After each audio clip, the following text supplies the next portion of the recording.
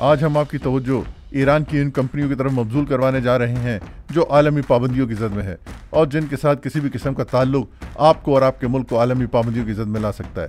Company کا نام علی فراجی دانا and کیشم partners company, address Tehran Iran, صنعت کرنسی اور گولڈ ایکسچینج۔ ایرانی حکومت سے منسلک فراجی دانا، علی فراجی دانا اور کیشیم پارٹنرز کمپنی کے لائسنس یافتہ ایکسچینج ہاؤس کے بورڈ کے رجسٹرڈ چیئرمین ہیں، جو ظاہری طور پر تو سینٹرل بینک آف ایران کی جانب سے سونے کے سکوں کی کرنسیوں کا کاروبار کرتے ہیں، لیکن اقوام متحدہ کی حالیہ تحقیقاتی رپورٹ کے مطابق فراجی دانا پر متحدہ عرب امارات کے راستے شمالی کوریا اور ایران کے مابین سونے اور کرنسی کی اسمگلنگ میں ملوث ہونے کے ثبوت ہیں۔